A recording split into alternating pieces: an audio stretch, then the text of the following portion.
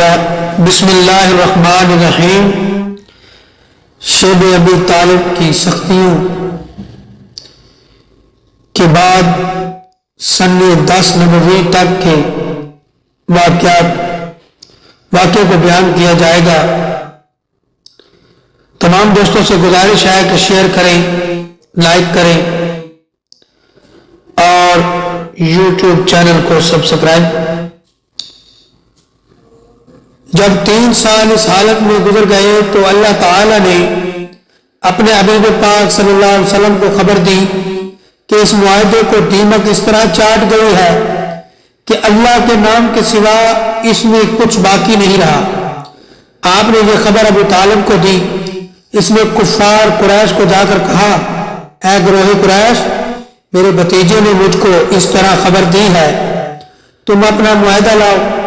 اگر یہ خبر صحیح نکلی تو تم قطع رحم سے باز آؤ، اور اگر غلط نکلی تو میں اپنے بھتیجے کو تمہارے حوالے کر دوں گا۔ وہ اس پر راضی ہو گئے۔ جب معاہدہ دیکھا گیا تو ویسا ہی پایا گیا جیسا کہ خبر دی گئی تھی۔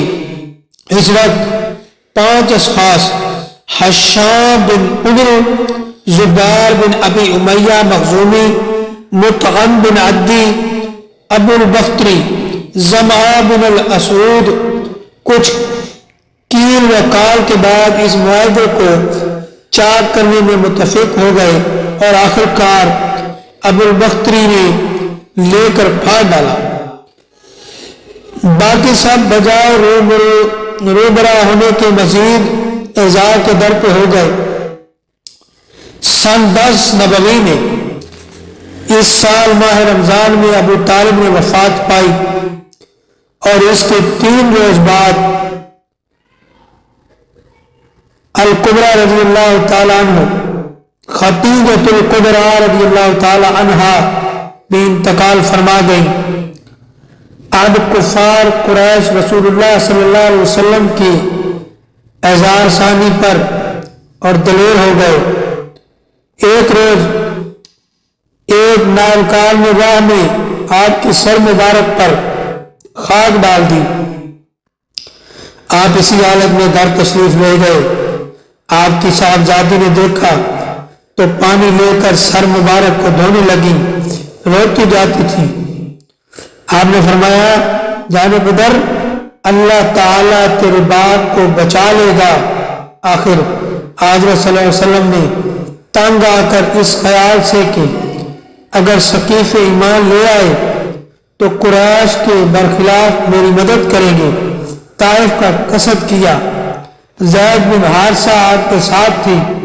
آپ نے وہاں پہنچ کر اشراف ثقیف یعنی عبد اللیل اور اس کے بھائی مسعود حبیب کو دعوت اسلام دی، مگر انہوں نے آپ کی دعوت کا بری طرح جواب دیا۔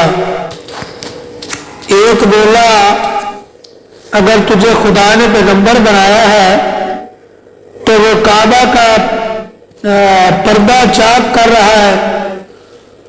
دوسرے نے کہا، کیا اللہ کو پیغمبری کے لیے تیرے سوا کوئی اور نہ ملا؟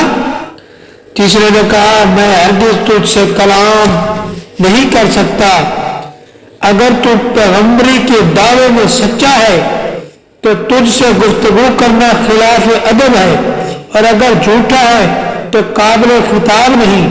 جب آپ مایوس ہو کر واپس ہوئے تو انہوں نے کمینے لوگوں اور غلاموں کو آپ پر ابھارا جو آپ کو گالیاں دیتے اور تالیاں بجاتے تھے۔ اتنے میں لوگ جمع ہو گئے، وہ آپ کے راستہ میں دور تک سب باندھ کر کھڑے ہو گئے۔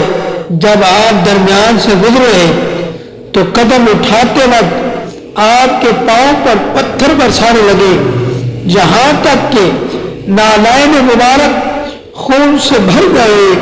جب آپ کو پتھروں کا صدمہ پہنچتا تو بیٹھ جاتے، مگر وہ بازو تھام کر کھڑا کر دیتے۔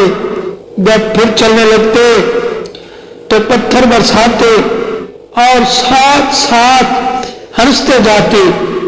اس طرح انہوں نے عتبہ اور شیبہ پسران रबिया के बाग तक आपका ताक़ुब किया।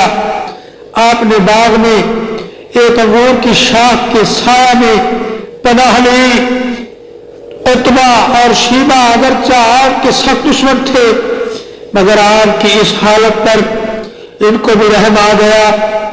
इन्होंने अपने नसरानी गुलाम अदास से कहा कि अंगूर का एक खोशा थाल में रखकर इनके पास ले जाओ और कह दे कि खा लें।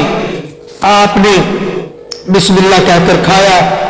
अदास मुताज्जब होकर कहने लगा कि इन शहरों के लोग ऐसा नहीं कहते।